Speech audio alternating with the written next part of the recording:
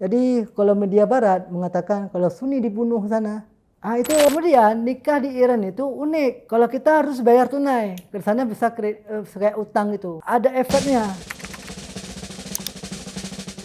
Sekarang saya juga ngajar di Mitra Edukasi dan juga guru di Insan Qurani. Background pendidikannya SD di Sekolah Dasar Negeri 66 Banda Aceh, untuk SMP 9 Banda Aceh, kalau untuk SMA 2 Negeri Banda Aceh. Kalau jenjang S1-nya di UIN Araniri, jurusan Pendidikan Agama Islam. Kemudian S2-nya di Iran, Manajemen Kebijakan Publik, Al-Mustafa University. Sebelumnya, sebelum saya mendaftar S2 di Iran, sebelumnya saya sudah tahun 2018 saya lulus S1 UIN. Pada saat itu saya sudah mencari beasiswa yang ada di pikiran saya di Cina dulu. Jadi saya mendaftar ke Cina, apply. Nah, saya juga belajar bahasa Mandarin 1 tahun di BPSDM. Jadi BPSDM itu ada membuat sebuah program bahasa. Dari situ ada bahasa Inggris dan bahasa Mandarin. Saya mengambil bahasa Mandarin. Hasil dari BPSDM tersebut saya mendapatkan HSK 3 dengan nilai 200. HSK 3 ini kalau kita sudah bisa berbicara lah, sudah bisa apply. Nah, kemudian pada tahun 2019 pengumumannya, tapi sayangnya saya tidak lewat di Cina karena kampus yang saya ambil itu kampus yang tinggi seperti Tsinghua, Zhejiang, satu lagi di Wuhan. Apalagi Wuhan kemarin lagi ada COVID. Nah, jadi jelas saya tidak lulus di situ. Kemudian setelah tidak lulus di Cina, saya apply lagi ke Iran. Jadi saya mengenal seseorang yang udah di Iran, Pak Syukur. Jadi mengenal beliau. Jadi Pak Rani yang dari UIN menghubungi beliau untuk membawa kami ke S2 ke Iran. Jadi orang Irannya langsung ke UIN kemarin itu. Jadi meminta kuota khusus untuk Aceh. Untuk Aceh kemarin kuotanya 6 orang yang lulus. Kemudian 3 orang mengundurkan diri karena ada yang lewat PNS, ada yang lewat ke Cina kemarin. Jadi tinggal saya 3 orang. Jadi saat ini di Aceh yang kuliah S2 3 orang. Kalau sistem pendidikannya mungkin di sana lebih baik karena etos belajarnya sangat tinggi. Kemudian ada perbedaan. Di sana pendidikannya ada 3. Yang pertama Hauzah, yang kedua seperti kampus negeri, yang ketiga kampus umum. Kalau Hauzah itu seperti kalau di kita hampir sama juga seperti Dayah. Jadi belajarnya kitab per kitab. Kemudian setelah itu ada gelarnya nanti, ada gelar S1-nya. Kalau di hampir sama di ini juga di Al-Azhar sama dia. Dia kan kitab per kitab ya. Kalau di Iran ada seperti itu. Satu lagi kampus Islam. Kalau kampus Islam itu seperti kita kuliah di UIN Araniri, SKS. Cuma ada agamanya dikit gitu. Misalnya saya ambil manajemen kebijakan publik. Jadi berbicara tentang manajemen itu harus berdasarkan Al-Quran. Ada ayat-ayatnya. Kemudian satu lagi kuliah umum. Kalau kuliah umum tuh di Tehran University. Itu kampusnya ya kayak seperti Indonesia, kayak kuliah pada umumnya gitu. Kemudian penyebutan mahasiswanya beda. Kalau yang Hafzah itu lebih dikenal talabeh. Arti talabeh itu santri lah. Mahasantri. Kalau saya donesju. Kalau donesju itu mahasiswa. Ada 2, talabeh dan donesju. Talabeh itu mahasantri, donesju itu mahasiswa. Kalau bahasa yang digunakan dalam instansi pendidikan, kalau di Iran ya, kalau di kampus umum pakainya bahasa Inggris. Kemudian kalau di Hauzah atau kampus Islam ini kayak seperti yang saya ini, ada 2 bahasa yang dipakai. Yang pertama bahasa Arab, yang satu lagi bahasa Persia. Tergantung kita jurusan apa yang kita ambil. Saya kan ambil manajemen. Kalau manajemen tuh berbasis bahasa Persia. Sedangkan kalau ngambil kayak usul fiqh, Al-Quran dan hadis itu bahasa Arab itu. Ya sebelumnya Persianya belajarnya di Jakarta dulu. Sebelum berangkat, kami 2019 sudah dinyatakan lulus, kemudian kami berangkat ke Jakarta. Di situ kita belajar bahasa Persia selama 2 bulan. Di situ guru-gurunya, dosen-dosennya juga dari Iran juga. Ada orang Indonesia dan Iran. Kemudian karena Corona 2019 ya, Corona, kemudian kami dipulangkan ke rumah masing-masing. Itu setelah 2 minggu belajar bahasa Persia di Jakarta. Dipulangkan, setelah 2 minggu kami dipulangkan ke Aceh. Belajar di rumah masing-masing. Jadi kami pakai Zoom gitu. Jadi waktu berangkat kami ini nggak nol kali. Tahu arah, minimal bisa baca dulu. Apalagi kan bahasa Persia ini hampir sama dengan bahasa Arab. Tulisannya tulisan Arab. Kalau emang nggak asing ke bahasa Persia itu sama kehidupan kita. Karena tulisannya, gaya bacanya kayak ada nih bahasa Melayu. Gaya tulisan Arab Melayu gitu. Jadi mudah. Nggak ada baris juga. Kampus yang paling banyak peminatnya itu filsafat. Kenapa filsafat? Karena di sana filsafatnya tinggi, kuat. Maksudnya kuat, banyak peminatnya. Jadi penggalian filsafatnya tinggi sana. Jadi orang-orang kalau ke Iran itu, saya pikir dulu orang pergi ke Iran ini cuma ngambil filsafat atau ilmu agama. Padahal di Iran itu banyak beasiswa membuka jurusan lain kayak kedokteran. Jadi saya ada beberapa kawan kuliah di kedokteran gitu. Dan beda kedokteran di Iran nih sama kedokteran Indonesia beda. Lebih lama lagi dia, lebih dalam lagi dipelajari. Mungkin ada koas juga sama, cuma lebih dalam lagi dia. Kalau di Indonesia biasanya S1-nya 4 tahun atau 5 tahun. Itu belum dikasih gelar. Masih sarjana kedokteran. Nanti ada koas lagi kan. Ada koas baru nanti kalau ada koas baru ada gelar dokter. Di Iran gitu juga. Cuma waktu kita kuliah 6 tahun situ, kita emang langsung koas, nggak ada dibagi lagi. Dan biayanya pun murah. Di Indonesia sekitar 20-40 juta atau tuh per semester ya. Kalau di sana 20 juta per tahun. Apalagi beasiswa. Kalau beasiswa biasanya udah dipotong setengah. Ada dikasih subsidi lah. Subsidi kalau ini karena ini kan kampus umum kedokteran. Jadi dikasih subsidi oleh pemerintah. Kalau kuliah di Iran seru tuh, seru. Kita perlu tahu framing negatif dari barat itu Iran itu jelek gitu, negara teroris dikatakan. Tapi setelah saya pergi ke sana enggak, aman-aman saja. Maka saya 1,5 tahun di Iran. Jadi saya melihat semua keadaan di Iran bagaimana. Apalagi untuk perempuan kan. Kalau untuk perempuan sana emang dijaga ketat. Jadi kita nggak boleh berduaan sama perempuan, nggak boleh sana. Kan itu syariat Islam. Kemudian kalau perempuan kalau mau keluar biasanya ada mahramnya gitu. Kalau perempuan sana boleh kuliah sama juga, ada boleh kuliah, boleh kerja. Cuma kalau yang kerja tuh harus ada izin suami. Pokoknya di Islam kan gitu juga. Kalau yang udah nikah harus ada izin suami. Boleh apa enggak kerja gitu. Di Iran sih begitu juga. Cuma di Iran kalau kerja-kerja yang berat enggak ada cewek. Misalnya di SPBU.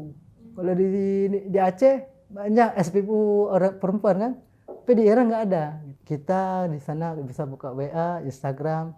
Pokoknya aplikasi dari luar Iran. Tapi kalau kita mau buka harus pakai VPN. Orang ini punya aplikasi sendiri dia.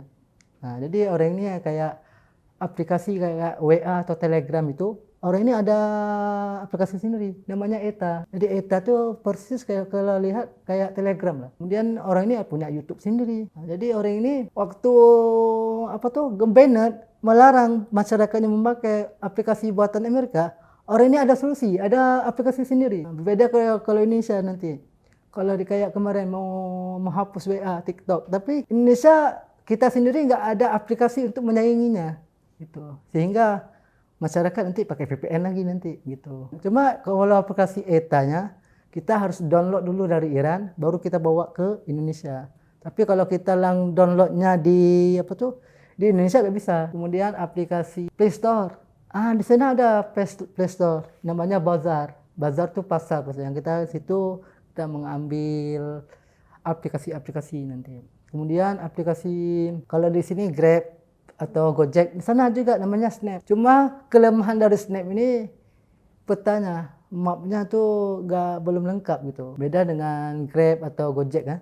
Itu kan udah enak. Ya, kalau culture shock pasti ada. Yang pertama itu yang kita lihat gaya berpakaiannya itu tertutup semua kan ceweknya. Jadi kita terkejut, nggak pernah kita lihat di Aceh.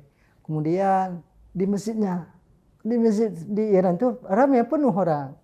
Beda dengan di Aceh, biasanya paling 3 saf gitu kan.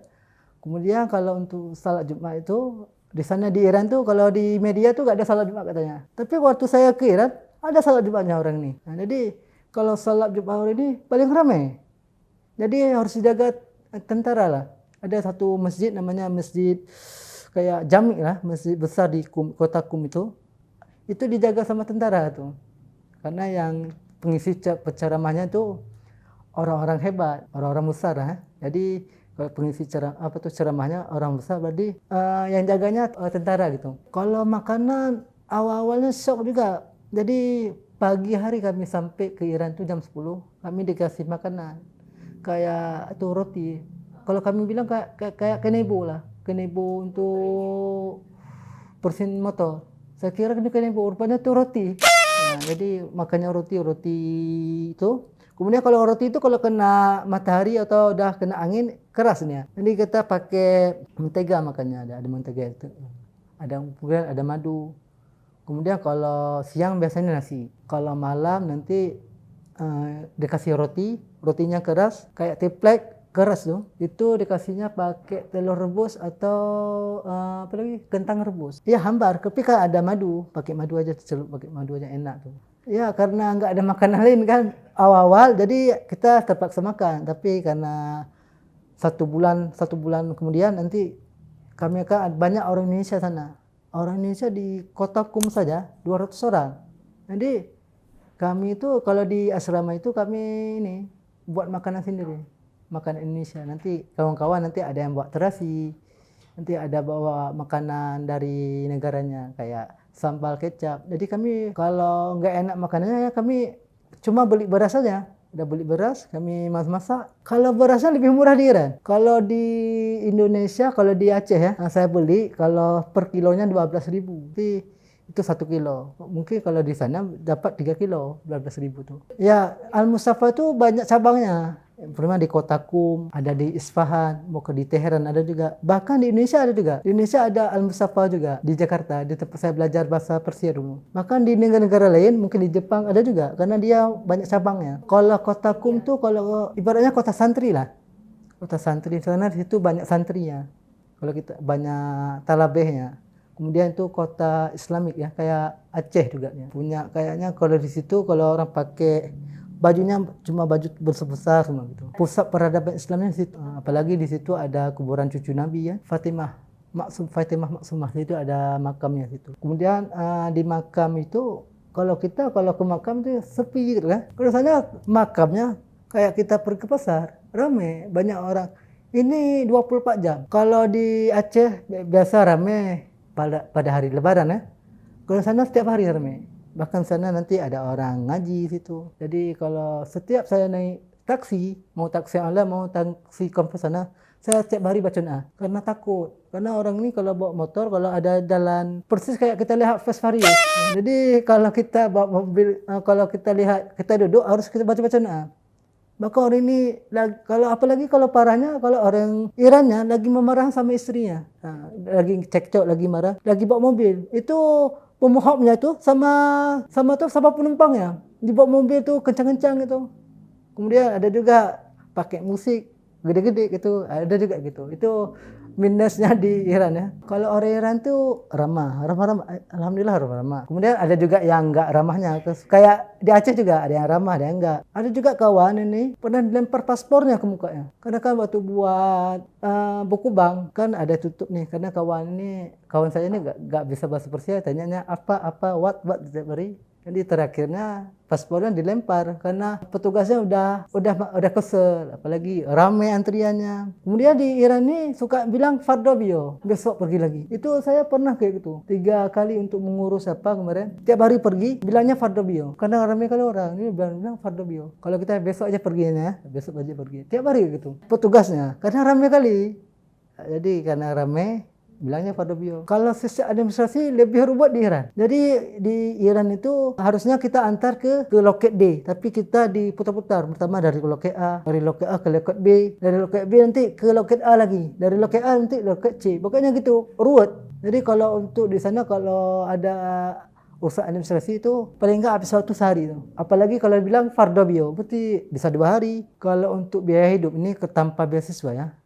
Kalau tanpa beasiswa, kalau kampusnya agak lebih murah ya, agak lebih murah dibandingkan di Aceh. Apalagi kalau bawa uang kita ke Iran itu kaya kita bawa uang 1 juta rupiah ke Iran itu bisa jadi 20.000 rial, 20 juta rial. berarti 2.000.000 tuman. Jadi di sana ada paketnya rial, cuman nanti dalam penyebutannya namanya tuman. Cara jadikan tuman itu dihapus nol. Contohnya 100.000 rial. Kan dari 5 dong, dihapus 01 jadi 10.000, maka disebutkan 10.000 tuman. Harganya kalau di Indonesia kan berapa? Berarti setengah dari tuman tuh, 5.000 rupiah. Cara daftarnya nanti ada dikasih link, nanti biasanya ada link di Instagram ya, Sadra News. Di situ ada nanti ada dibilang diminta untuk kuliah S2 di Iran. Itu yang di Al Mustafa ya. Nanti kita tesnya nanti pertama Al-Quran. Minimal kita kalau pergi ke Iran itu harus bisa ngaji. Yang kedua kita tes kayak akademik gitu. Cuma itu aja. Kemudian kalau yang TOEFL, TOA tuh nggak ada. Karena di sana emang nggak pakai bahasa Inggris atau bahasa Arab, pakainya bahasa Persia gitu. Kalau di sana ya harus pakai harus pakai jilbab juga untuk toleransi ya. Di sana banyak juga orang Kristen, bahkan di sana ada juga gereja. Di sana itu mendukung semua agama. Jadi kayak di Aceh juga semua agama ada situ. Bahkan semua mazhab. Jadi setiap keyakinan dilindungi. Jadi kalau media barat mengatakan kalau Sunni dibunuh sana, itu media barat tuh, itu bohong juga tuh.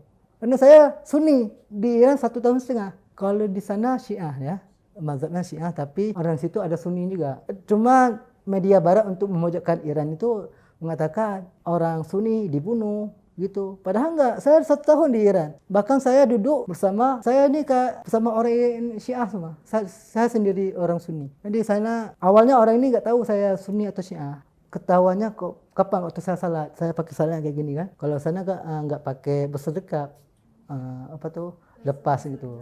Kalau saya kan salat di masjidnya lagi, di masjid salat kayak gini. Bahkan saya pernah azan juga sana. Azannya agak beda dikit lah, ada agak beda. Jadi saya subuh di sana, pertama kali subuh di sana pakai azannya Sunni, ada as-salatu khairum minan naum. Waktu orang ini tahu ya orang ini biasa aja. Oh berarti ini Sunni. Tanya dari mana? Saya dari Indonesia gitu kan. Tanya jawab gitu. Tapi orang ini waktu saya tahu Sunni ya orang ini merangkul, saudara katanya. Bahkan di Iran itu ada juga masjid masjid Sunni 80.000. Itu kalau orang Sunni di Iran itu paling banyak di kota Kerman, di bagian selatan ya, atau di Gorgon, itu banyak. Bahkan di sana ada juga syekh dari Sunni, itu dari berbagai mazhab kayak Syafi'i, Malik gitu. Pertamanya kalau orang tua kan pasti ada resah gitu kan. Cuma kan kita udah bilang bahwa di sana nanti ada KBRI. KBRI kan melindungi masyarakat Indonesia sana kan, jadi aman-aman aja. Asalkan kita nggak buat onar di sana. Kalau kita berjalan lurus, apa yang saya belajar manajemen. Saya belajar tetap manajemen aja, nggak loncat, nggak miring-miring gitu, lurus aja gitu. Jadi aman aja di sana. Bahkan orang Aceh agak disegani di Iran. Jadi kawan saya ini orang media, jadi selalu dipakai di kampus, selalu dipakai karena skillnya mumpuni lah ya. Dipakai. Makanya orang Aceh di sana agak disegani dulu. Dipakai lah ya. Ya kalau peluang kerja itu sangat besar ya, apalagi kita dari Iran. Luar negeri itu kan udah gimana gitu ya. Apalagi kalau kita ada skill. Kalau ada skill yang nggak ada sama orang itu sangat mudah diambil. Itu contohnya. Di sana kan kuliah manajemen. Kalau kita pengen jadi filmmaker, itu ada juga lembaganya, itu gak harus kuliah tuh. Kita masuk ke lembaganya, nanti kita di situ kayak short course ya, sekitar 2 bulan itu belajarnya. Nanti dikasih sertifikat. Dengan sertifikat itu kita bisa lamar kerja, karena sertifikatnya internasional. Karena di Iran itu kalau bagian budaya seni, itu gak dibekot. Ya dibekot masalah politik ya. Kalau masalah budaya dan seni itu kan bebas dia. Bebas, dia nggak ada hubungannya dengan politik. Jadi kalau kita ada sertifikatnya kita mudah. Jadi orang Indonesia ini nggak ada yang nikah sama orang Iran. Kenapa? Karena berat, nikah sama orang itu berat. Yang pertama kita di sana nggak lihat good looking ya. Dilihat sana kita kalau menikah sama orang Iran, yang pertama kita harus punya rumah dan kita harus punya mobil. Kemudian rumah dan mobil itu harus atas nama si perempuan. Kemudian untuk menikah, untuk maharnya maharnya itu harus emas, kepingan emas.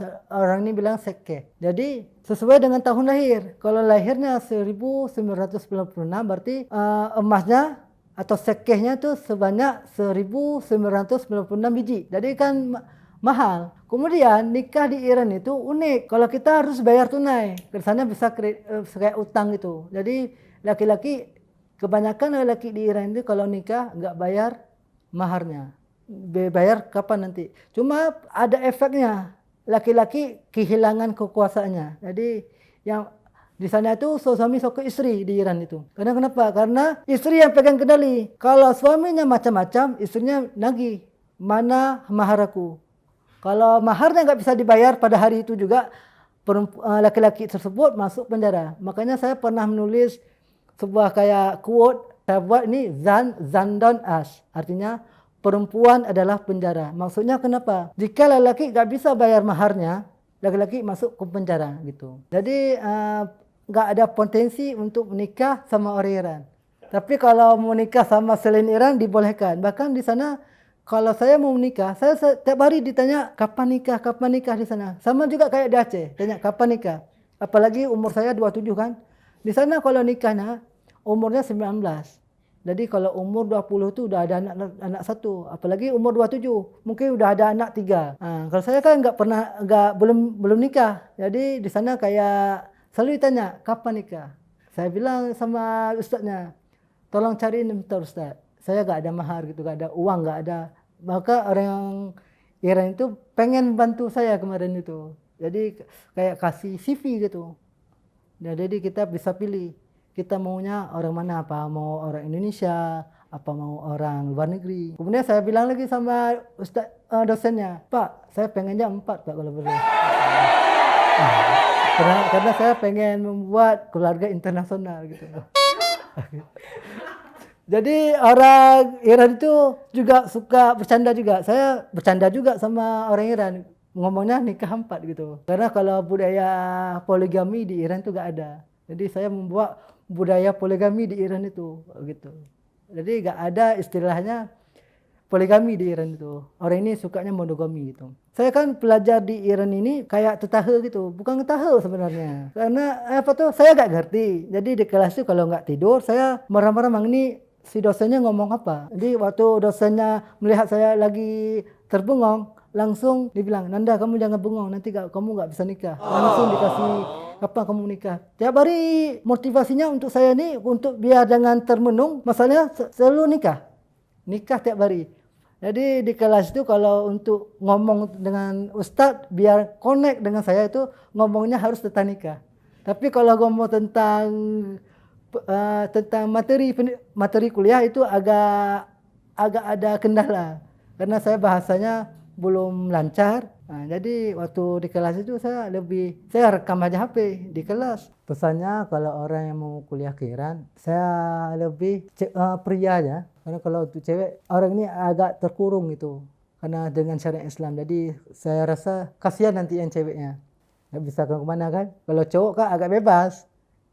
Jadi kalau untuk yang pengen belajar ke Iran, ya silakan ke Iran. Nanti ada dibuka nanti. Biasanya setahun 2 kali pasti ada dibuka untuk kuliah di Iran. Kemudian kuliah di Iran itu nggak harus ambil filsafat. Kalian bisa ambil juga perminyakan. Kalau saya di perminyakan kuliahnya. Ada juga kawan kuliahnya di perminyakan. Ada juga yang teknik kimia. Ada juga kedokteran. Kalau kedokteran biasanya di kota Teheran ya, di kota ibu kota. Jadi itu paling banyak juga di kota Teheran. Kalau di kota Teheran itu lebih ke umum. Kalau di kota Qum nih lebih orang ambilnya filsafat gitu. Bagi orang yang suka filsafat, tempatnya adalah Iran karena orang ini belajarnya langsung di kitab. Kayak Umudus Falsafeh, itu kitabnya langsung belajar di kitabnya. Kalau di kuliah di Indonesia kalau belajar filsafat itu kayaknya bukan dari kita, dari buku-buku nih. Itu pun SKS, enggak, paling kita belajar sejarah. Saya pernah belajar juga filsafat di UIN kan. Jadi saya belajar filsafat itu lebih ke sejarahnya. Sejarah filsafat Islam bagaimana, siapa tuh tokohnya, bagaimana riwayat hidupnya. Lebih ke kita belajar sejarah, bukan filsafatnya. Kemudian waktu saya ke Jakarta, saya belajar filsafatnya karena dia cabang. Itu udah pusing saya nih. Apa itu ilmu huduri, kan? Nggak tahu, karena nggak ada dasarnya. Yang saya belajar di UIN, cuma sejarahnya aja kemarin gitu. Jika video ini bermanfaat untuk Anda, silakan subscribe, like, dan nyalakan loncengnya.